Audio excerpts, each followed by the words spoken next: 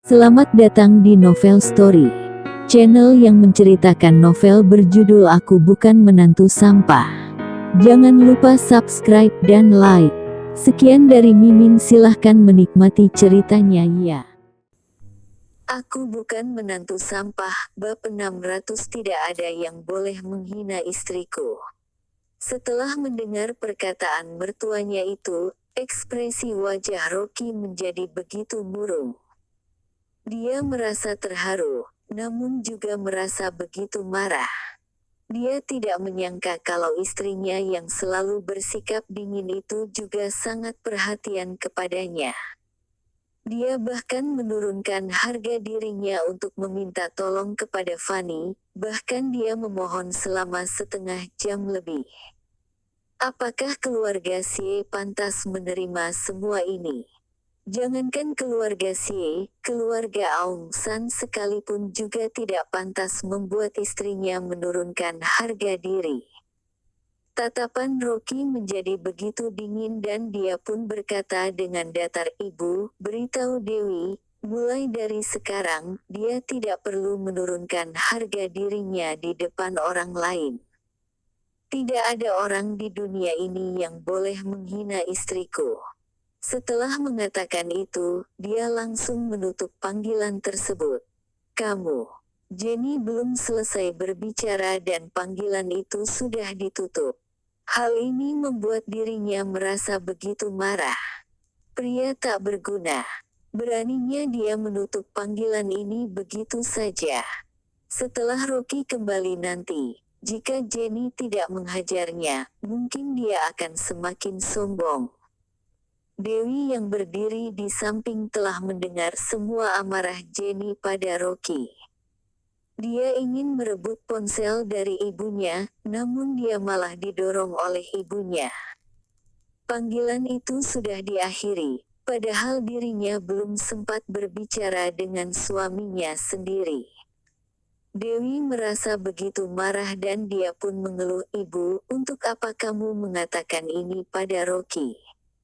Aku hanya meminta tolong kepada tante untuk menjaganya di luar negeri sana karena aku khawatir dirinya kenapa-kenapa di sana. Apakah dia pantas menerima itu?" Kata Jenny, "Alangkah baiknya dia mati di luar negeri.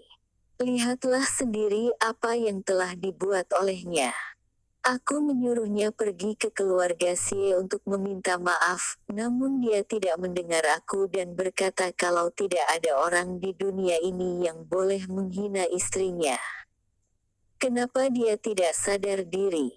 Dia benar berkata seperti itu." Dewi terbengong dan merasa begitu terharu.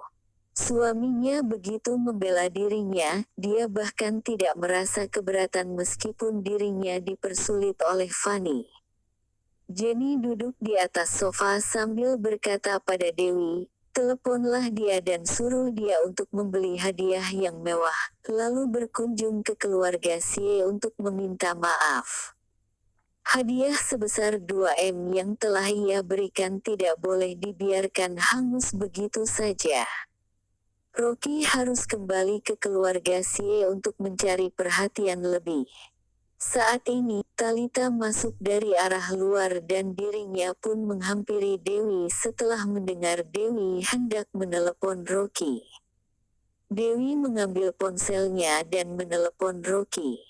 "Suamiku, kenapa kamu tidak tinggal di kediaman keluarga Xie? Apakah tante bersikap buruk padamu? Jika keluarga Xie mempersulit kamu, kamu juga tidak perlu ke sana lagi. Meskipun kita miskin, namun kita punya harga diri." Setelah mendengar ini, Jenny segera berteriak pada putrinya, "Hei, apa yang kamu katakan?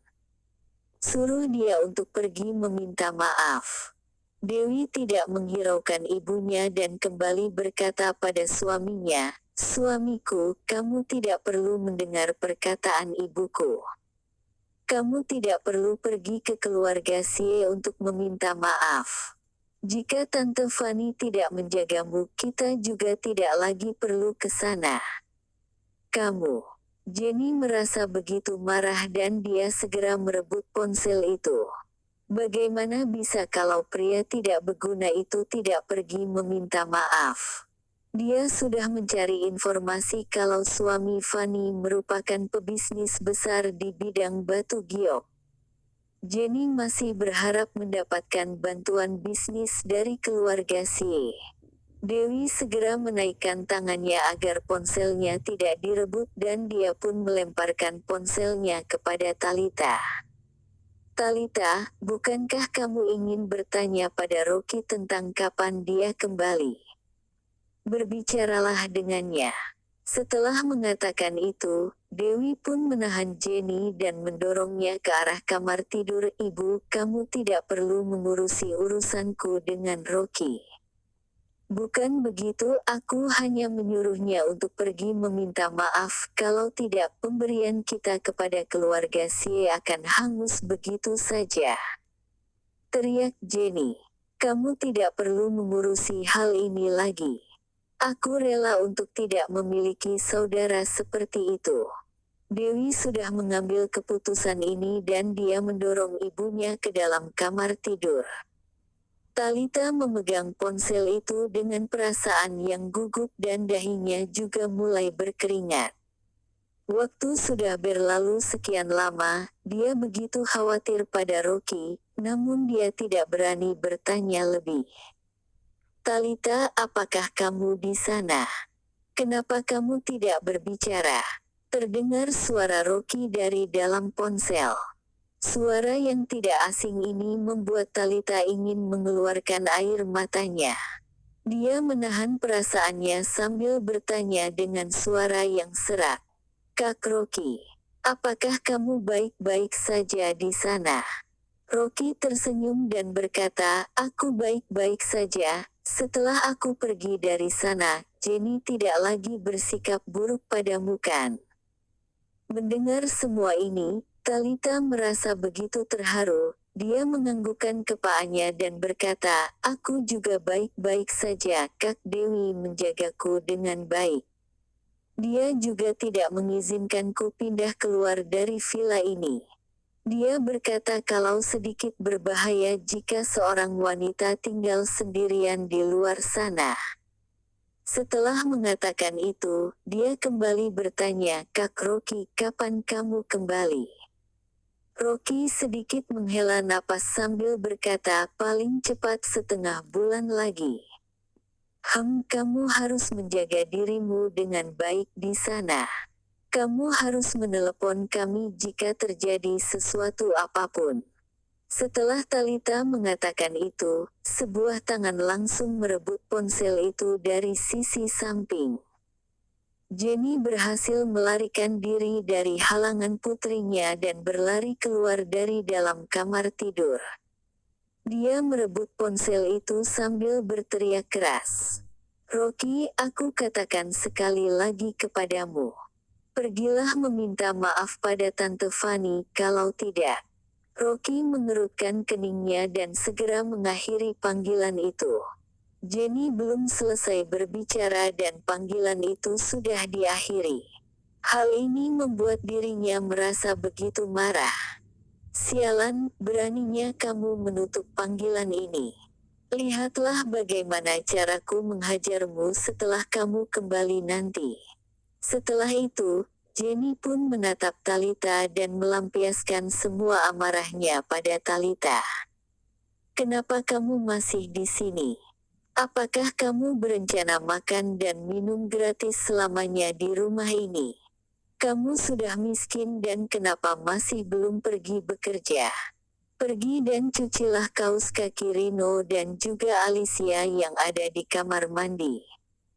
Kamu tidak boleh makan malam jika kaos kaki itu tidak dicuci dengan bersih.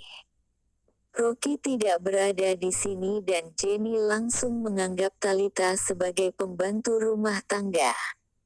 Lagi pula keluarga Meng sudah bangkrut dan Jenny begitu meremehkan Talita sekarang. Ketika Talita hendak pergi ke kamar mandi, Dewi segera menghalanginya dan berkata pada Jenny, "Ibu, kamu tidak boleh meremehkan Talita, dari segi mana dia miskin. Pabrik obat grup Babel telah diresmikan dan Talita akan segera menjadi CEO perusahaan ini. Gajinya per bulan adalah 200 juta. 200. Suara Jenny sangkut pada tenggorokannya sendiri dengan mata yang melotot. Dia tiba-tiba melompat dan berlari ke arah Talita sambil bertanya, "Gajimu per bulan adalah 200 juta. Talita menganggukkan kepalanya dengan malu, dia juga baru saja mengetahui jumlah gajinya. 200 juta per bulan. Sebanyak itu. Kedua mata Jenny hampir terjatuh. 200 juta per bulan. Dan gaji per tahunnya adalah miliaran. Talita segera berkata, "Tante, gaji per tahun yang telah diterapkan di dalam kontrak kerjau adalah 2,4 M. Selain gaji pokok, masih terdapat bonus tahunan. Namun untuk sementara waktu, aku hanya akan digaji dengan nominal sebesar 60 juta per bulannya. Aku akan memberikan 40 juta kepadamu sebagai biaya hidupku di rumah ini." "Baik-baik." Jenny tersenyum lebar. Ini adalah rezeki yang jatuh dari atas langit. Talita bekerja di pagi hari dan hanya akan pulang untuk makan malam dan juga tidur. Jenny merasa begitu beruntung karena dia bisa mendapatkan 40 juta tanpa melakukan apapun. Jenny tiba-tiba tersenyum pada Talita sambil berkata, "Talita, apakah kamu sudah makan? Cepatlah pergi untuk beristirahat." Aku bukan menantu sampah, bab 601 minta maaf. Bagaimana dengan kaus kaki yang ada di kamar mandi? Kamu sudah capek bekerja, untuk apa kamu mencuci kaus kaki itu lagi? Wajah Jenny begitu berseri, mulai dari hari ini, semua pekerjaan di rumah ini akan dikerjakan oleh pembantu rumah tangga. Detik sebelumnya, dia masih merasa begitu marah. Namun detik selanjutnya, dia langsung mengalami perubahan yang drastis. Bahkan Talita sendiri juga terkejut dan tidak terbiasa akan sikapnya. "Tante Jenny, tidak apa-apa."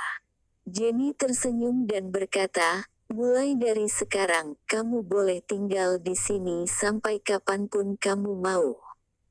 Jika ada yang ingin mengusirmu dari sini, aku adalah orang pertama yang tidak akan mengizinkannya." Di saat ini, Trino dan Alicia masuk dari luar. Sambil menguap, Alicia pun memberi perintah kepada Talita karena sudah terbiasa, "Talita, buatkan segelas teh untukku."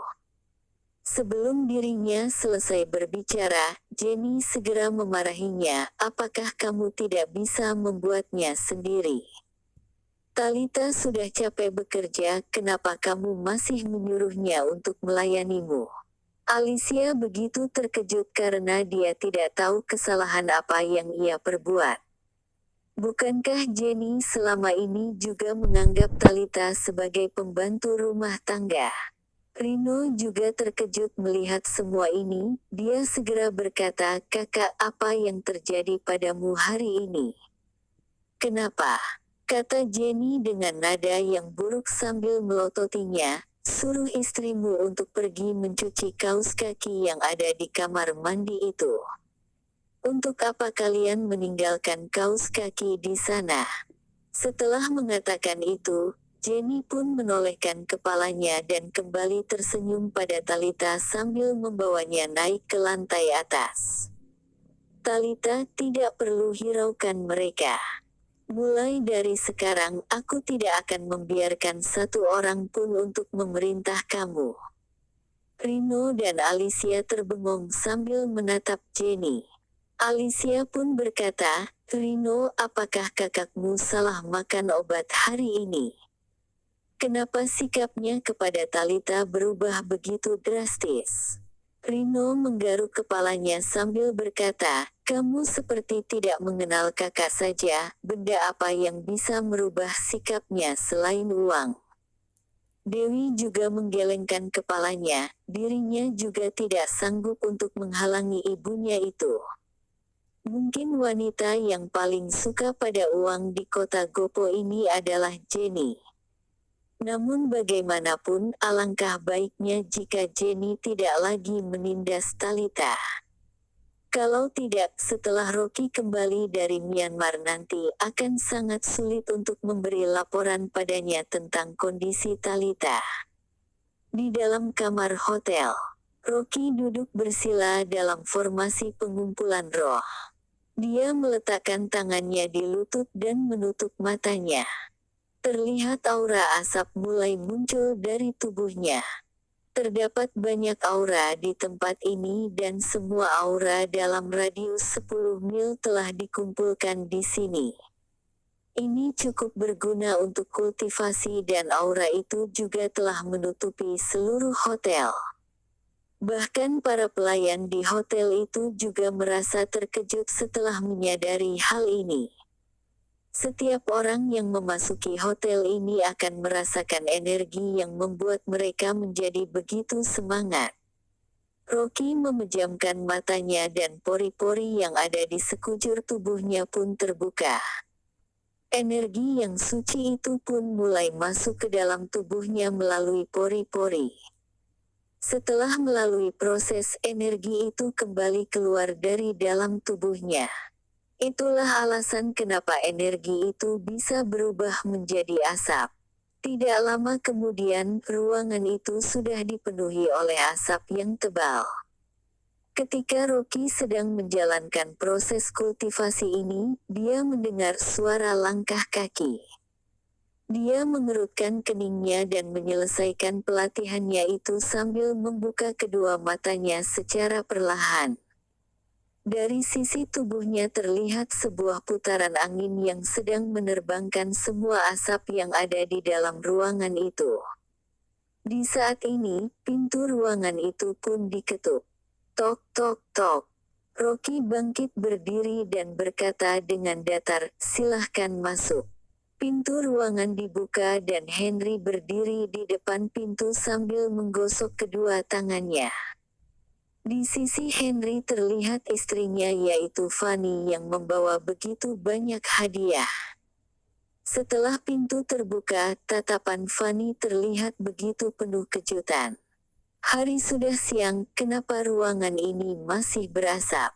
Masih tersisa sedikit asap dari energi di ruangan itu. Rocky tidak menghiraukannya dan berkata kepada mereka bertiga. Ada hal penting.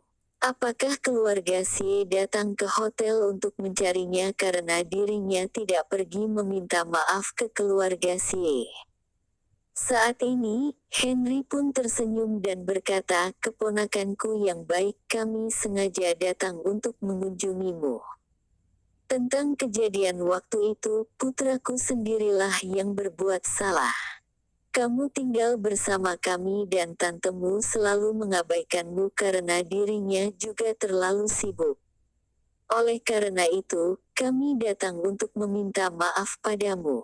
Fanny pun segera berkata, Rocky, kamu salah paham, waktu itu lantai atas sedang dalam renovasi, oleh karena itu aku tidak memberimu untuk tinggal di atas.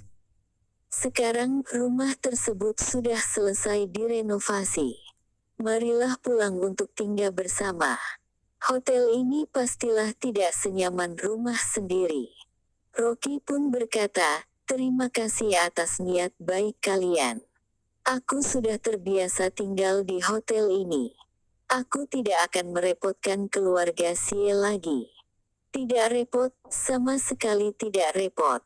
Fanny kembali berkata, aku sudah menyediakan kamar untukmu dan telah mengganti semua perlengkapan menjadi yang baru. Marilah pulang untuk tinggal bersama.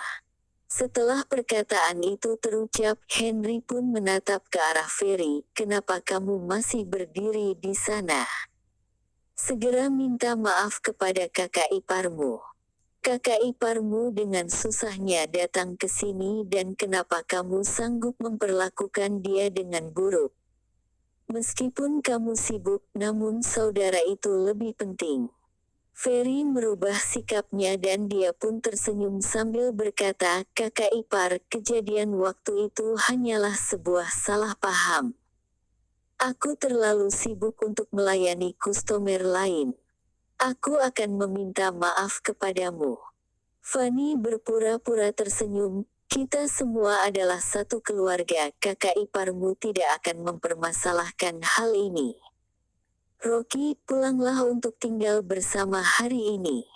Kami bahkan sudah membawa mobil ke sini. Mereka bertiga terus berbicara sesuai topik yang ada. Meskipun Henry sedang memarahi Ferry, namun itu semua tidaklah asli. Rocky tahu jelas akan tujuan mereka. Dia lalu berkata dengan datar, tante, aku sudah menerima niat baikmu itu. Aku merasa nyaman tinggal di tempat ini. Lagi pula ada hal lain yang harus aku selesaikan. Tinggal di tempat ini lebih mempermudah diriku untuk menyelesaikan hal itu. Untuk sementara waktu, aku tidak akan kembali ke keluarga si. Fanny hanya bisa menutup mulutnya. Henry pun berkata dengan canggung, bagaimana kalau malam ini kita makan bersama? Aku sudah menyewa restoran. Tidak perlu kalian saja yang makan. Setelah mengatakan itu, Rocky pun bertanya, apakah ada hal lain? Setelah beberapa saat, Rocky pun melanjutkan perkataannya, oh iya, kedepannya panggillah aku dengan namaku. Aku tidak terbiasa memiliki hubungan yang dekat dengan orang lain. Henry dan Fanny pun saling bertatapan dan tatapan mereka terlihat sedikit canggung. Siapapun bisa menyadari kalau Rocky tidak ingin memiliki hubungan apapun dengan mereka. Bahkan Rocky tidak menganggap mereka sebagai saudaranya. Setelah mendengar semua ini, tatapan Ferry terlihat sedikit kecewa. Dirinya datang bersama orang tuanya untuk meminta maaf kepada Rocky karena ini adalah perintah dari wanita terhormat itu.